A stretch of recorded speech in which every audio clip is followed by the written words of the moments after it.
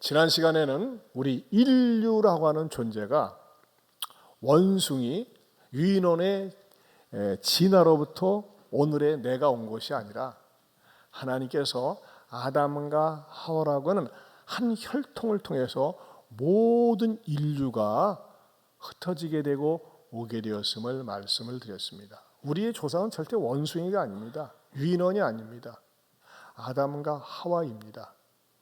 그런데 하나님께서는 그냥 흩어져 가지고 니네들 멋대로 그냥 편한 대로 살라고 이렇게 우리를 그냥 방목하신 것이 아니라, 내보내신 것이 아니라 황인종이 되었건 흑인종이 되었건 백인종이 되었건 그들이 살 수 있는 국경을, 경계선을 나라들마다 정해 놓으셨다고 말씀을 드렸습니다. 그것뿐입니까? 자연도 하나님께서 한계를 정해 놓으셨는데 아무리 비가 억수로 많이 쳐도 나 일정량 스탑, 그 육지를 더 이상 덮치지 못하도록 경계를 정했다고 말씀을 드렸습니다. 제가 이렇게 말씀을 전하고 사역반에서 같이 우리 형제자매들하고 말씀을 나누는 가운데 어떤 분이 그런 말씀하시더라고요. 목사님 너무너무 놀랐어요. 이야, 성경에 국경을 정해 놓으셨고 자연의 한계를 정해 놓으셨고 모든 인류를 한 혈통으로 만드셨다고 하는 그런 말씀이 성경에 기록되었다는 사실이 너무나 놀랍고 감격스럽습니다. 그렇게 고백을 하는 것을 들었습니다. 그렇습니다, 여러분. 세상 어느 경전에도요 이렇게 명확하게 기록이 된 문서가 없어요.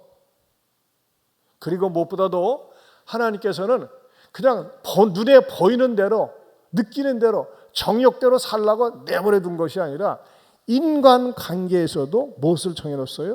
질서를 정해놓으셨어요. 한계를 정해놓으셨어요. 선을 그어놓으셨어요. 하나님과 사람 사이에 선도 고아놓았지만 사람들 사이에 선이 있는 거예요. 선을 넘으면 뭐가 된다? 탈선이 된다고 그랬습니다. 여러분, 탈선을 하게 되면 어떻게 됩니까? 고통이 기다리고 있습니다. 지옥과 같은 삶이 기다리고 있습니다. 그래서 선을 넘지 않는다는 것이 얼마나 중요한지 모름을 하나님께서는 이미 성경을 통해서 가르쳐주고 있다고 하는 것입니다. 자, 우리 하나님께서 온 인류를 한 혈통으로 만들어서 이 땅에 살도록 보내주셨고 이렇게 경계, 한계선을 주신 이유가 무엇일까요? 그것에 대해서 오늘은 멀리 계시지 않는 하나님이다라는 제목을 통해서 말씀을 드리고자 합니다. 첫째는 하나님을 더듬어 찾게 하신다는 겁니다. 따라서 합시다. 하나님을 더듬어 찾게 하신다. 그 27절 상반절에 이렇게 말씀하고 있습니다. 다시 한번 읽어볼까요? 이는 사람으로 혹 하나님을 더듬어 찾아 발견하게 하려 하심이로되 그는 우리 각 사람에게서 멀리 계시지 아니하도다. 여러분, 이 말씀이 이해가 되십니까? 하나님을 더듬어 찾아 발견하게 하려 한다. 그러면 어떤 인상이 딱 들어옵니까? 하나님이 눈에 보이는 인물처럼 보여요. 하얀 수염을한 사이신령 같은 스타일. 뭐 타양을 어떻게 하든지 더듬어 찾는다고 하니까 그렇지 않습니까? 그러나 여러분, 우리가 믿는 기독교의 하나님은 눈에 보이는 하나님이 아니라 초월적인 창조주 하나님이십니다. 전 세계를 창조하셨으면서 초월해 계시는, 특별히 영으로 계신 하나님입니다. 그런데 그 하나님에 대해서 어떻게 더듬어 찾아 발견하려 한다고 이런 말씀이 있을까요? 이 말씀의 배경은 이렇습니다. 하나님은요, 천지 만물, 자연의 세계를 다 창조하셨습니다. 여러분, 바깥에 나가보면요, 가장 가까운 신흥공원만 여기 가도요, 정수장 가도 형형색색의 아름다운 꽃들이 피어 있습니다. 많은 사람들은 아름다운 꽃들을 보고 그냥 사진 찍기에 바쁘고 그냥 예쁘다 끝납니다. 그러나 조금이라도 신앙 있는 사람들은 뭐라고 한마디 할까요? 어휴, 하나님께서 왜 이렇게 아름답게 만드셨는지 몰라. 그런 말을 할 수가 있습니다. 여러분, 꽃동산에만 가도 그렇습니까? 자연 절경이 있는 곳에, 기가 막힌 곳에 가면 다 놀라서 탄식을 저지릅니다. 그런데 왜 그렇게 아름답게 만드셨습니까? 하나님께서는요, 그 하나님께서 만드신 만물을 통해서 이게 그냥 저절로 우연히 만들어진 것이 아니라 창조주 하나님께서 만들었음을 더듬어 찾아서 보도록 하기 위해서 하나님의 하나님께서 살아있는 증거물로 이렇게 곳곳에 만들어 놓으셨다고 성경에 기록되어 있습니다. 어디 볼까요? 로마서 1장 20절 말씀입니다. 같이 보겠습니다. 같이 봅니다. 창세로부터 그의 보이지 아니하는 것들 곧 그의 영원하신 능력과 신성이 그 만드신 만물에 분명히 보여 알게 되나니 그러므로 저희가 핑계치 못할지니라. 네, 현대인의 성경에서 이렇게 번역되어 있습니다. 하나님이 세상을 창조하신 그때부터 보이지 않는 그의 속성 곧 그의 영원하신 능력과 신성이 그가 만드신 만물을 통해 분명히 나타나서 알게 되었으니 이제 그들은 변명할 수가 없습니다. 자, 보세요. 사람들은요, 하나님이 어디 있어? 하나님이 없어. 이 세상은 우연히 생긴 거야. 그런 얘기들을 툭툭 합니다. 근데 성경에서 이렇게 말씀하고 있습니다. 하나님은요, 세상을 창조하신 그때부터 보이지 않는 그의 속성, 곧 그의 영원하신 능력과 신성, 이게 뭘 가르쳐 줍니까? 초월적인 하나님이라는 겁니다. 상대적인 하나님이 아니라 초월적인 하나님이에요. 일단은요, 초월적인 하나님이 뭐였어요? 그가 만드신 만물을 통해 분명히 나타나서 알게 됐다 이거예요. 여러분, 씨앗을 심을 때는요, 뿌리를 심을 때는 시커멓고 조그맣고 구분이 안 됩니다. 볼품이 없습니다. 그런데 그게 땅속에 들어가면요, 그 씨앗의 특성대로 골고루 아름답게 꽃을 피고 자라고 형형색색 모양이 나타납니다. 그게 우연이 된 겁니까? 아니에요. 창조주 하나님께서 그 속에 생명, 식물의 생명을 주시고 지혜를 주셔가지고 그것이 그 나름대로 특성에 맞게끔 그리고 종에 맞게끔 자라도록 하셨다고 하는 것입니다. 그런데 이것에 대해서 무시하고 업신여기는 사람들에게는 어떻게 합니까? 하나님께서 너 내가 이렇게 만든 걸 가지고 왜 그걸 무시했어? 업신여겼어? 책임 추궁을 할 때 핑계 댈 수가 없다고 하는 것입니다. 자, 그렇다면요, 우리가 사람들 속에서는 어떻게 하나님을 더듬어 찾아 발견할 수 있을까요? 여러분, 우리가 인간관계 속에서 많이 삽니다. 사람들 속에서 많이 삽니다. 사람들 속에서는요, 어느 때 하나님을 찾고 싶은 마음이 생길까요? 자기 삶의 한계를 느낄 때 하나님을 찾고 싶은 마음이 생깁니다. 육체의 한계, 건강의 한계, 어떤 물질로 배신을 당하고 절망감에 빠졌을 때, 사랑하는 가족 가운데 한 사람이 갑작스러운 사고로 세상을 떠났을 때, 또 사람들, 내가 믿었던 사람이 내게 등을 돌리고 배신했을 때, 자, 우리가 사람들과의 관계 속에서 한계를 느낄 때 어떻게 됩니까? 아, 이게 뭐지? 하면서 하나님을 찾고 싶은 마음이 생긴다고 하는 것입니다. 어떤 사람은요, 돌아보면요, 걱정거리가 없는 것 같아요. 제가 최근에 어떤 분을 만나서 상담을 했습니다.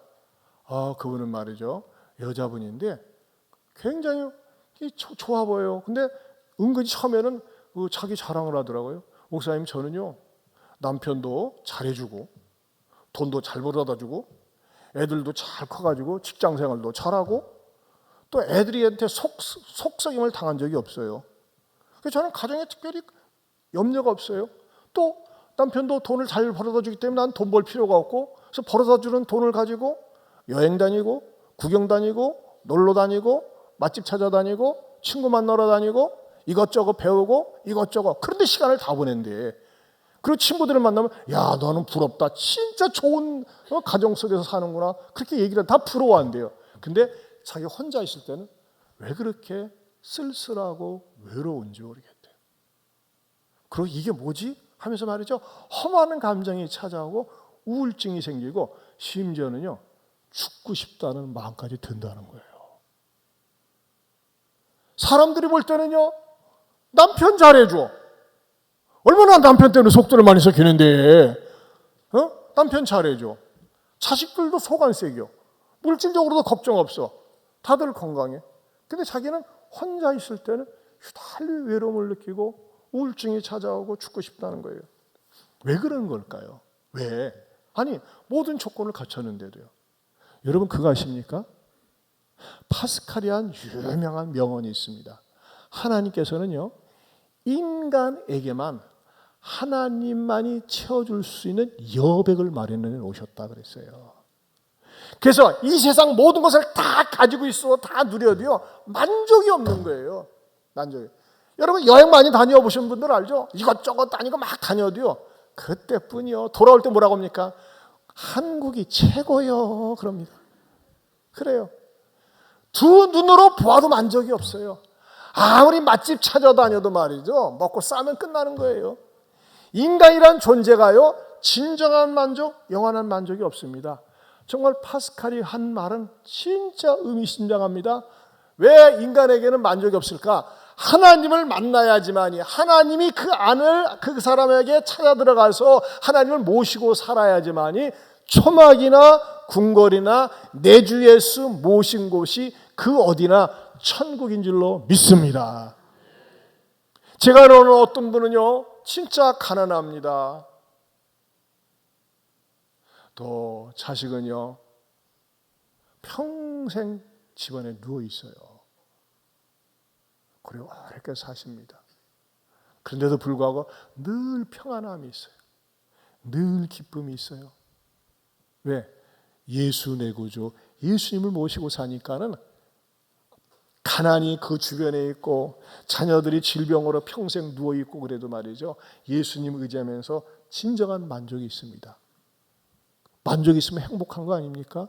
그래 얼굴 표정이 말이죠 나이가 90이 되셨는데도 불구하고 늘 밝아요. 찌들지가 않았어요. 늘 밝고 목소리에 힘이 있어요. 왜 그런 것이죠?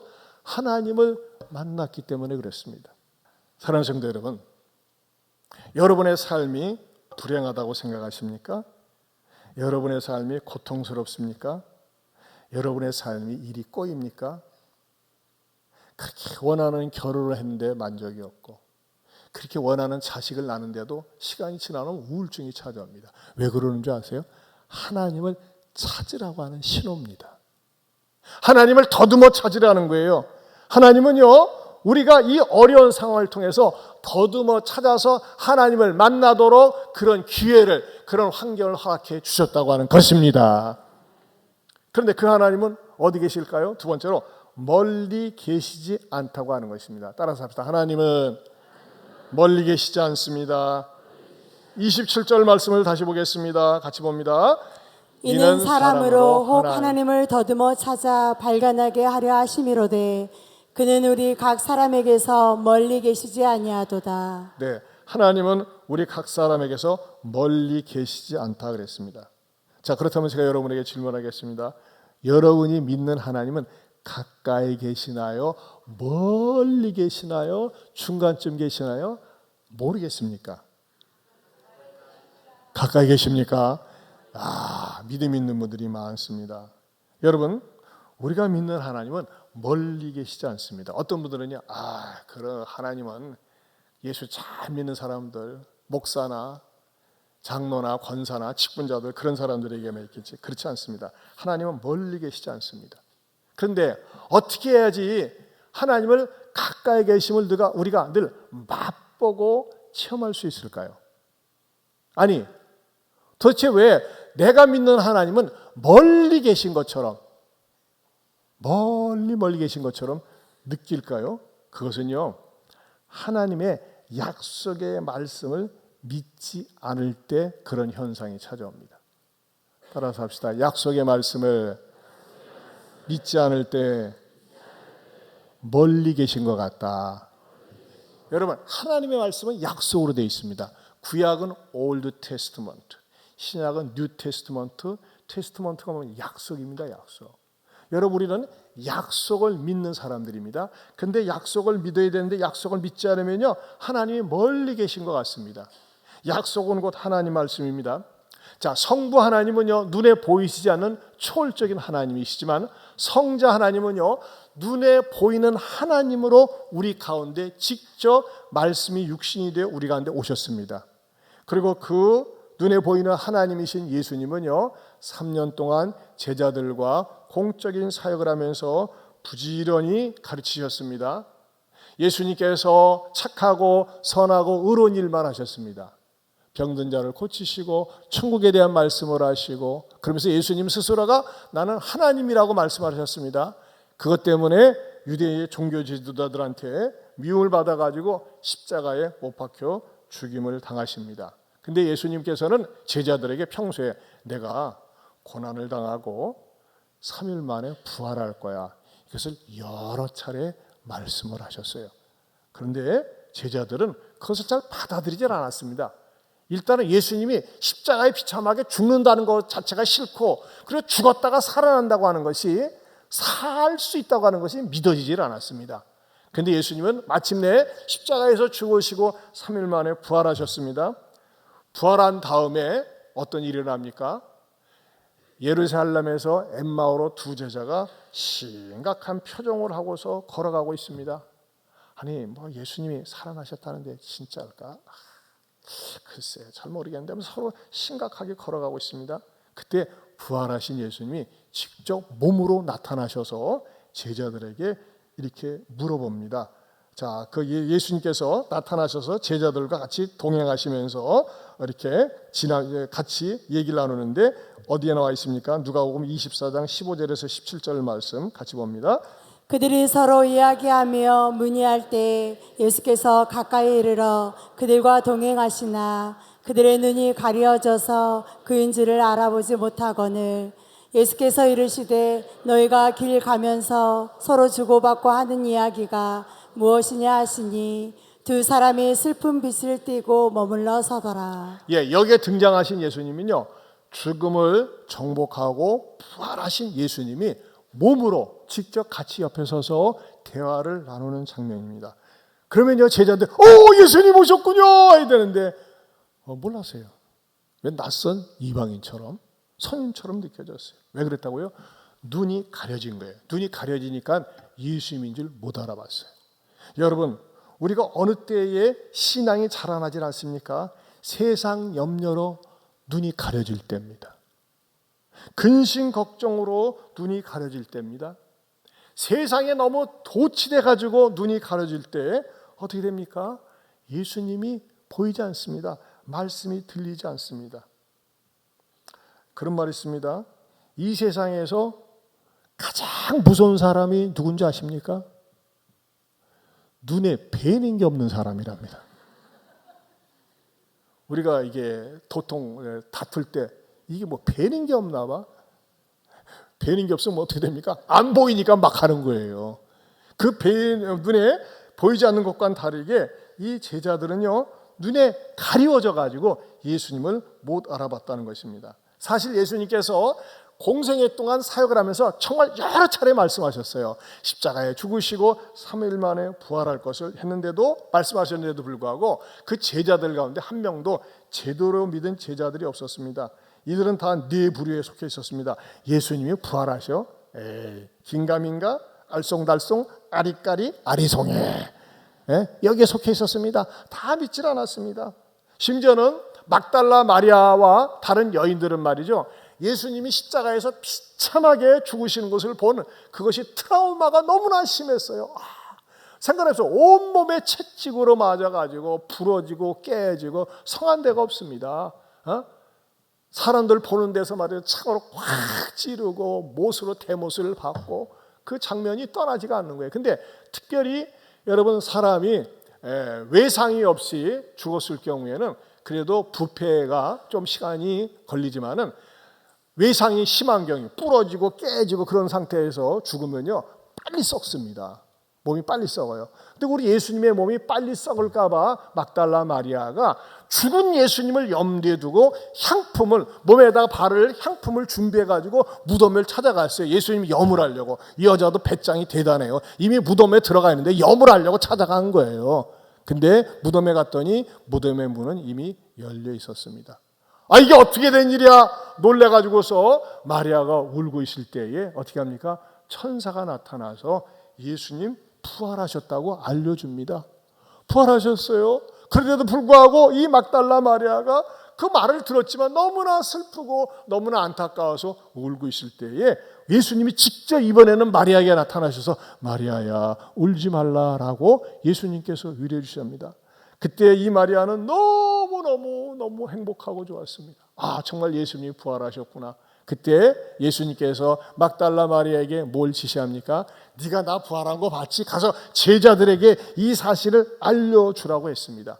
그러자 이 막달라 마리아가 제자들한테 와서 맞아요 예수님 부활하셨어요. 제가 말이죠 예수님 시체에다가 염을 하려고 향품을 가지고 갔는데 이러고 저러고 쭉 얘기를 하면서 난 정말 예수님을 봤고 예수님께서 이렇게 말씀하셨어요 얘기를 했는데 사람들이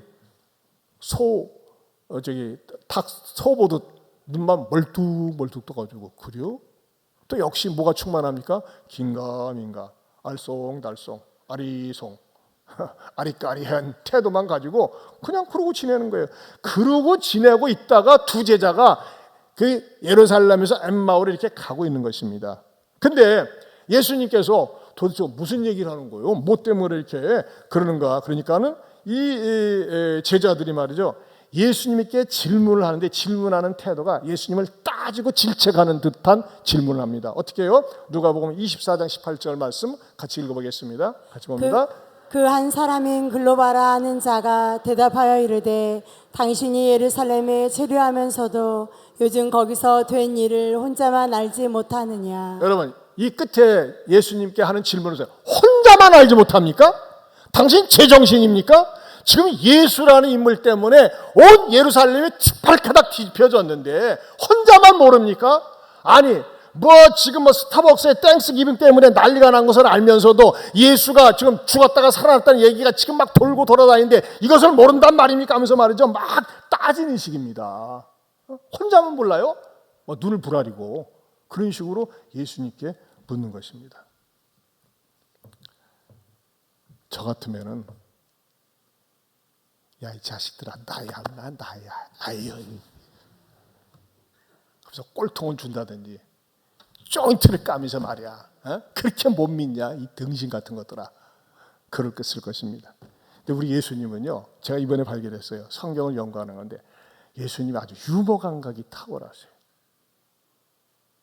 어떻게 보면요 이런 표현이 좀 이렇게 고상하지 않은 것 같지만은 제가 느낀 게 그거예요. 성령께서 예수님 능청 맞으신 거예요.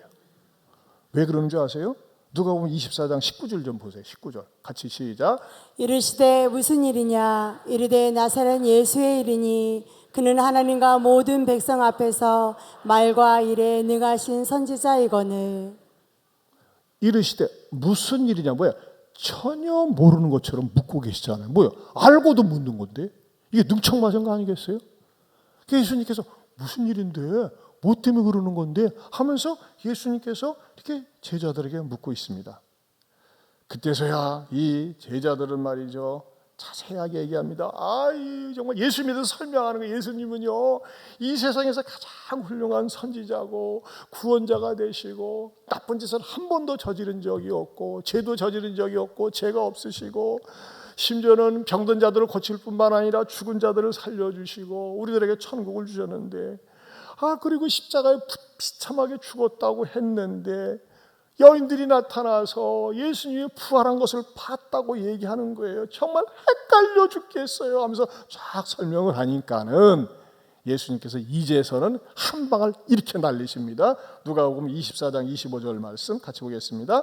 이르시되 미련하고 선지자들이 말한 모든 것을 마음에 더디 믿는 자들이여 그리스도가 이런 고난을 받고 자기의 영광에 들어가야 할 것이 아니냐 하시고 이에 모세와 모든 선지자들의 글로 시작하여 모든 성경에 쓴 바 자기에 관한 것을 자세히 설명하시니라. 자 여기 보면요 예수님께서 따끔하게 지적하시는데 미련하고 선지자들이 말한 것을 마음에 더디 믿는 자들이라고 예수님께서 지적을 하십니다. 그런데 저는요 제자들이 이렇게 똘똘 뭉쳐가지고 예수님의 하신 말씀을 특별히 부활에 대한 말씀을 더디 믿었다는 그 사실에 대해서 의외로 위로를 받았습니다.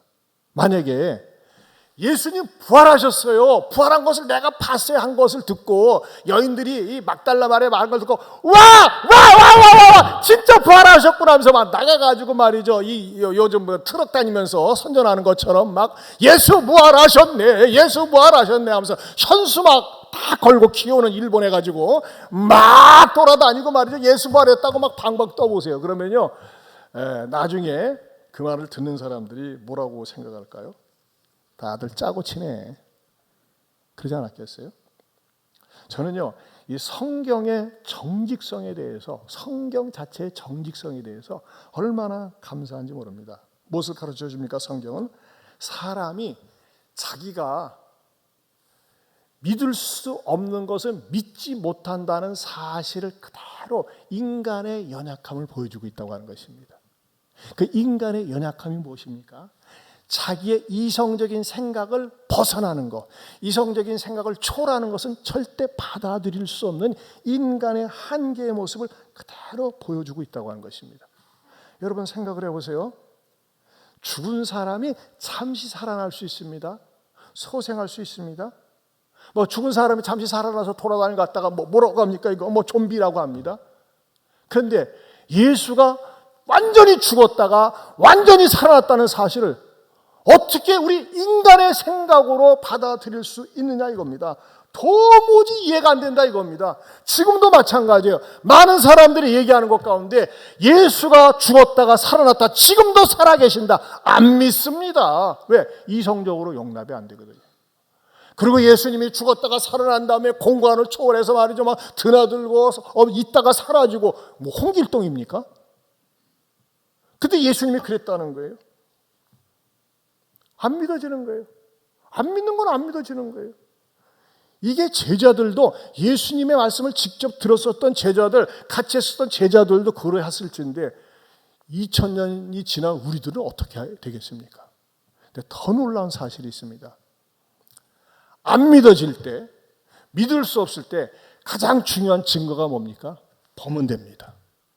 우리말 격언 가운데 유명한 말이 있습니다. 뭐가 있습니까? 백문이 불여일견.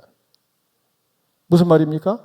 100번 듣는 것보다 한 번 보는 것이 낫다. 그렇다면 여러분, 그렇잖아요.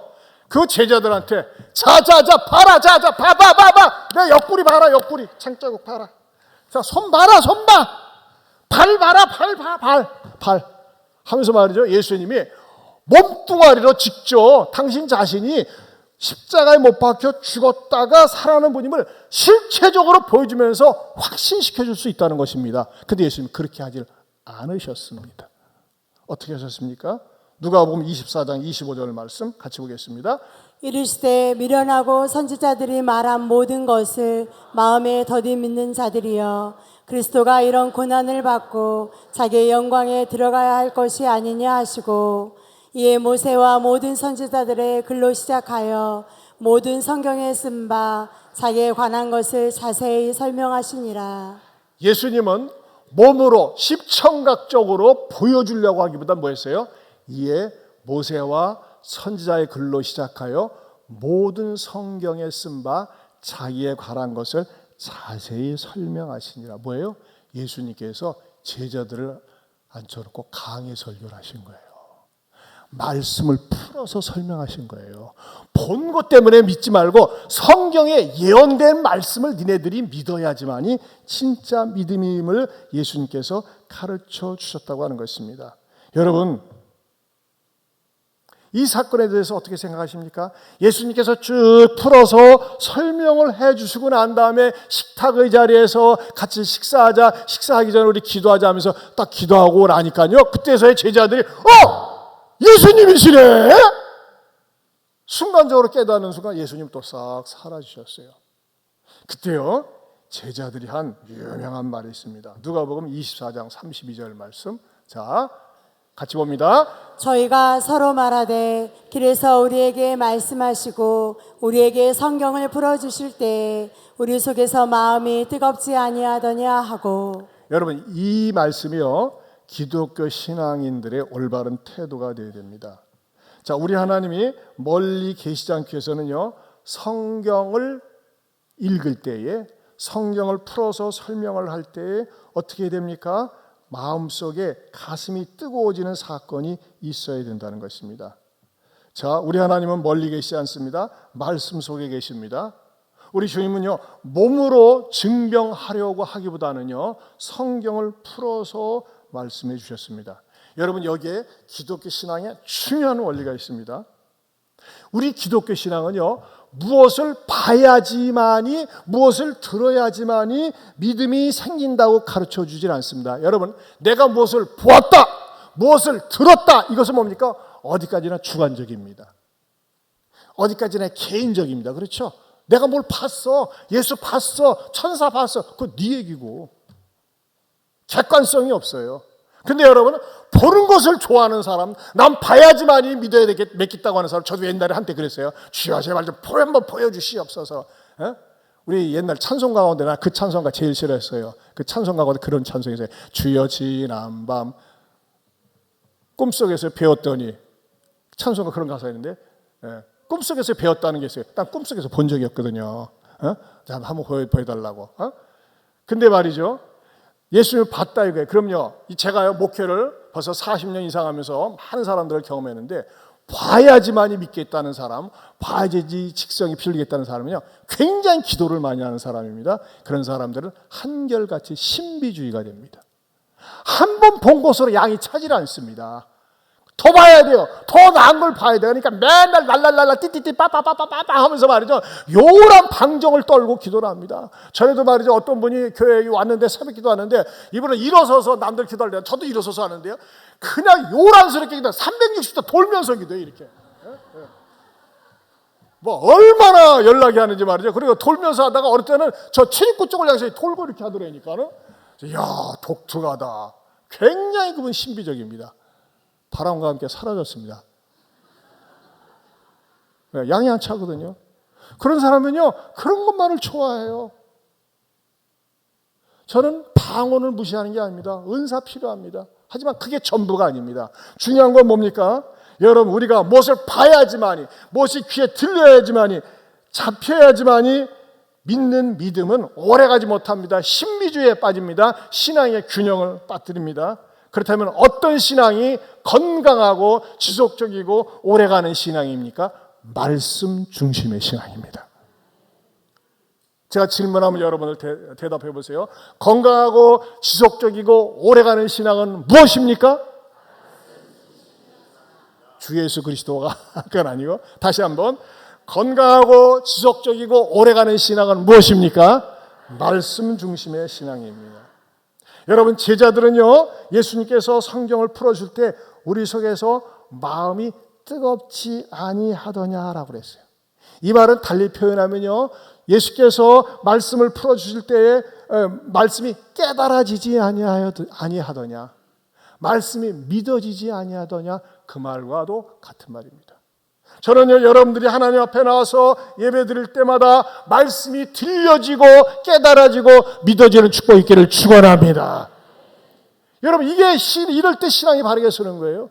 여러분, 말씀은 늘 들어도 깨달아지고 믿어질 때 말이죠, 그때마다 믿음이 계속 단단해지고 견고해지는 것입니다.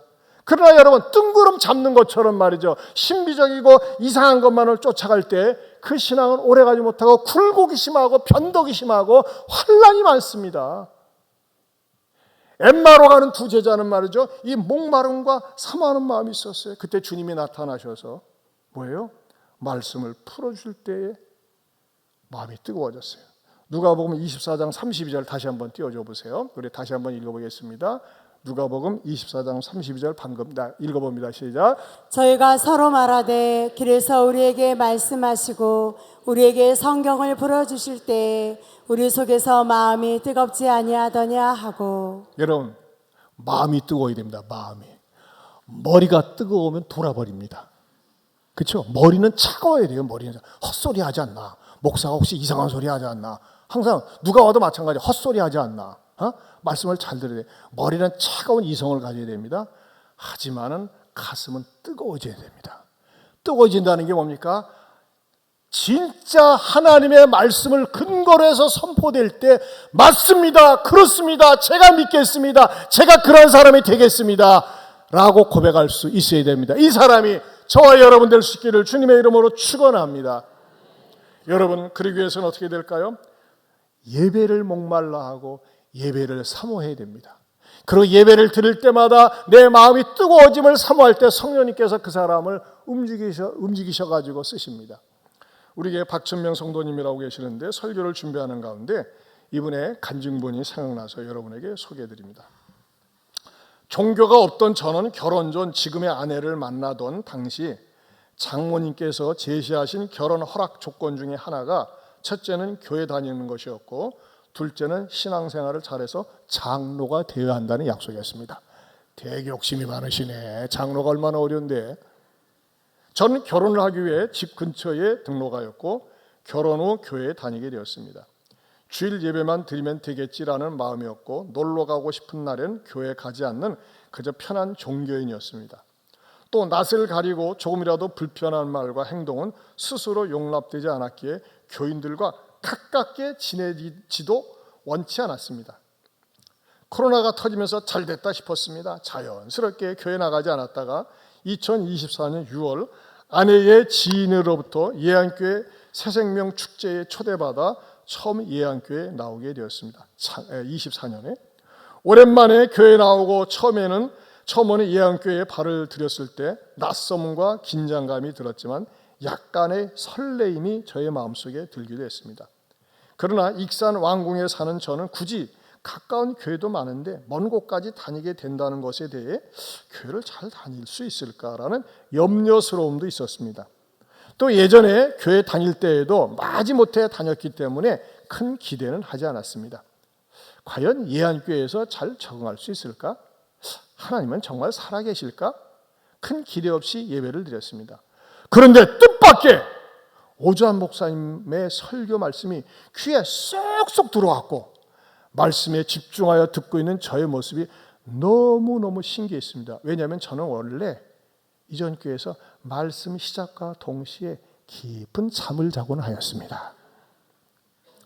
예안교회에서 두 번째 주일 예배를 드리고 나오면서 처음보다 덜 어색했고 말씀을 들을 때도 졸지 않고 말씀이 재미있었으며 예배 시간이 너무 편안하고 좋아 그거 참 이상하다 하면서 저의 마음속을 들키듯 당황스럽기도 했습니다. 그래 한번 마음 가는 대로 믿고 하나님께 맡겨보자고 불평 없이 주일을 빠지지 않고 지켰습니다. 작년 여름 폭염으로 직장에서 여러 가지 상황과 일로 많이 힘들었을 때 저는 문득 목사님께 위로받고 싶은 생각이 들었습니다. 그때 이 사건이 뭐냐면 제가 설교 시간에 말씀드린 적이 있어요. 이분이 직장 상사한테 사장한테 인사를 하는데 인사를 안 받는데요. 목사님 이거 어떻게 하면 좋습니까? 내가 인사를 해도 인사를 안 받습니다. 교회에서는 인사만 잘해도 사랑받고 형한테 인사를 하는데 인사를 안 받는데 이거 어떻게 처치해야 될까요? 그래서 이것을 잘 겪은 이제 이어집니다. 이제 겪은 저희 얘기를 들으셨고 박현 집사님을 소개해 주셨습니다. 그때 잘 알지도 못하는 저를 위해 박현 집사님은 무척 친절하게 40분 정도 저와 통화를 해주셨고 큰 위로와 감동을 받게 되었습니다.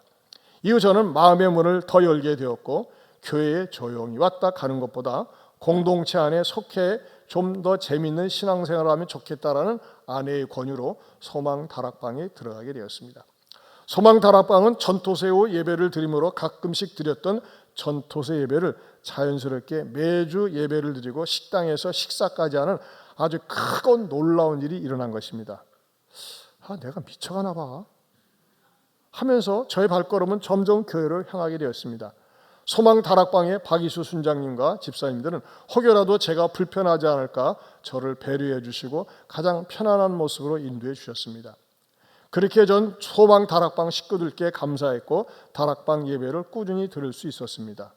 소망 다락방은 모두 교회에서 섬김과 봉사를 열심히 하셨고 저도 자연스럽게 봉사 생각을 하게 되었습니다. 그래서 주차와 차량 봉사를 하게 되었습니다. 지금 하고 계십니다. 추위를 잘 타는 저로서 또 처음 뵙는 분들과 잘 어울려 할 수 있을까 염려가 되었지만 태어나 처음 해보는 봉사가 저에게 기쁨이 되고 감사함도 주어졌습니다. 세상에 저희 핸드폰에 교회 소그룹 단체방이 점점 늘어나는 게 재미있고 신기하고 실체하는 게 그 또한 감사라고 생각합니다. 새해가 되면서 새가족반에 들어가야 되겠다고 생각을 했고 정말 이런 일이 나에게 일어나다니 이 상황을 어떻게 받아들이지 하는 생각도 하게 되었습니다. 그런데 싫지 않았습니다. 감사한 일이었던 것 같습니다. 6주간의 새가족반의 교육은 정말 또 다른 자아를 느끼게 해주었고, 매일 직장일에 힘들고 지치지만 화요일마다 교회를 향하고 있었고, 지쳐있던 저를 따뜻하게 맞아주시는 전도사님, 고민과 궁금증을 함께 나누며 편안함을 주신 동기분들 덕분에 잘 마칠 수 있었습니다. 이젠 교회가 더 이상 낯선 곳이 아닌 것으로 느껴졌습니다.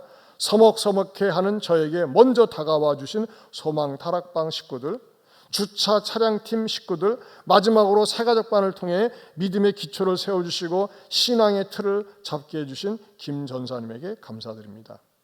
내가 지금 잘하고 있나? 내가 정말 하나님을 믿고 있는 게 맞나? 의심이 들 때 목사님께서 주신 복음의 말씀을 듣고 복음이 내 안으로 들어와서 변화가 되었음을 알게 되었습니다. 결코 변하지 않을 것 같은 내가 오직 말씀을 듣고 하나님이 나와 함께 하심을 믿게 되었습니다. 내가 성경책을 펼쳐서 읽고 있으면 아내가 가족 단톡방에 보내는 말씀과 기도에 아멘으로 답하고 유튜브로 목사님 설교 말씀을 다시 듣고 있습니다. 저는 여전히 성경적 지식도 부족하고 기도도 부족합니다. 그러나 이젠 예안교회 다니고 있다고 당당히 말할 수 있고 종교인이 아닌 신앙인으로 변화되어 살아가고 있습니다. 하나님께 조금씩 한 걸음씩 다가가고 예안교회 안에서 더욱 성장하는 성도가 되겠습니다. 믿지 않는 남편들 희망 가지시기 바랍니다. 우리 집사님 아내 문 집사님도 혼자서 몇 년 동안 나오셨어요. 그리고 24년 새생명 축제 때 들어와서 말씀을 통해서 은혜 받고 변화 받고, 그야말로 올 1월 달에 새가족반하고 뭡니까? 지금 주차 봉사하고 있어요. 차량 봉사하고 있어요. 무엇이 이렇게 만들었습니까? 예수 그리스도의 능력입니다. 말씀에 대해서 열린 마음을 가지고 말씀을 들을 때 그렇습니다. 사랑하는 성도 여러분, 저는 여러분들이 체험하시기를 축원합니다. 기독교는 체험적인 신앙입니다. 체험이 있어야 되는, 그 체험 가운데 가장 건전하고 가장 건강하고 가장 확실한 체험이 뭡니까? 말씀 체험입니다. 따라서 합시다. 말씀 체험이 가장 건강하고 좋은 체험입니다. 말씀 체험을 하면요, 가슴이 뜨거워집니다. 말씀을 체험하면요, 불신이 떠나가고 믿음이 생깁니다. 말씀을 체험하게 되면요, 확신이 생깁니다. 그래요, 여러분. 쓰잘데없는 체험. 뭘 봤다, 뭐 들었다, 눈에 보여야 된다, 잡혀야 된다. 위험합니다. 그러나 말씀을 체험하게 되면 예수님도요, 얼마든지 제자들에게 예수님의 몸을 갖다가 제끼면서 이것으로 증명할 수 있지만 말씀을 풀어서 쭉 설명해 주시고, 그러자 제자들은요 어떻게 했어요? 우리의 마음이 뜨겁지 아니하더냐 그랬습니다. 이런 말씀 체험을 늘 하면서 날마다 영육간의 강건함으로 살아갈 수 있는 저와 여러분 될 수 있기를 축원합니다. 하나님 아버지 감사합니다. 우리 하나님은 멀리 계시지 않습니다. 우리가 하나님을 더듬어 찾을 때가 있습니다.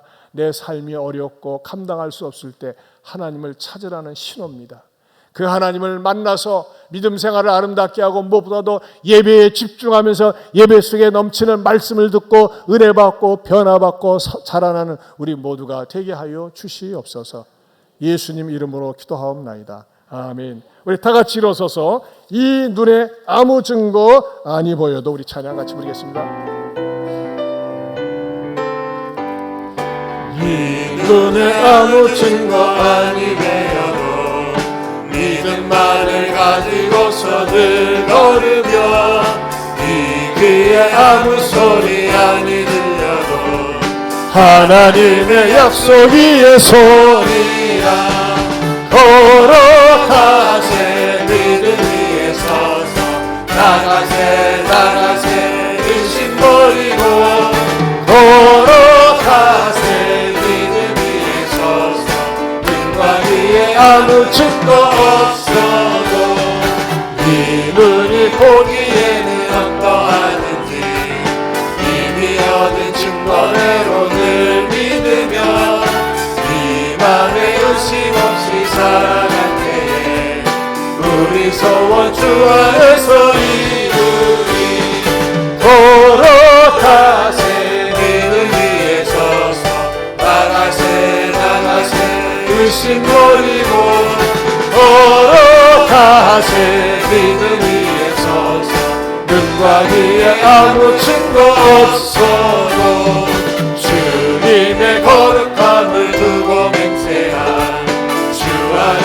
아버지는 참 기쁘다. 그 귀한 모든 약속 믿는 자에게 능치 못할 무슨 일이 있을까. 걸어가세 믿음 위에 서서 나가세 나가세 의심 버리고 걸어가세 믿음 위에 서서 눈과 귀에 아무 증거 없어도.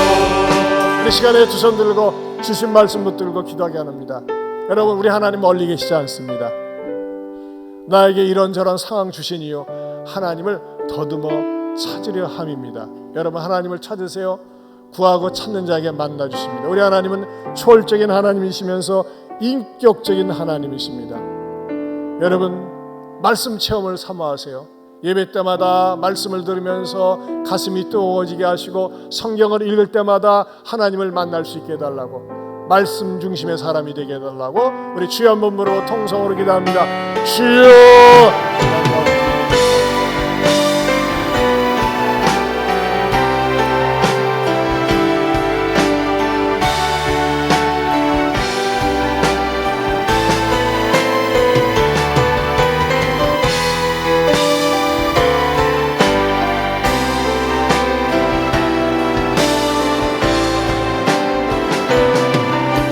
하나님 아버지, 감사합니다. 오늘도 말씀을 통해서 우리 하나님이 멀리 계시지 않고 말씀 속에 계심을 깨닫게 해주심을 감사합니다. 주여, 저희들로 하여금 해찰하거나 한눈 팔지 않고 오직 말씀 중심의 복된 신앙인의 주인공들이 다 되게 하여 주시옵소서. 이제는 우리 주 예수 그리스도의 은혜와 하나님 아버지의 변함이 없는 사랑과 성령님의 감화감동 교통하심의 은혜가 멀리 계시지 않고 가까이 계신 하나님을 말씀을 통해서 만나고 체험하겠노라고 고백하는 믿는 모든 성도들 위해 영원토록 함께 있을지어다. 아멘.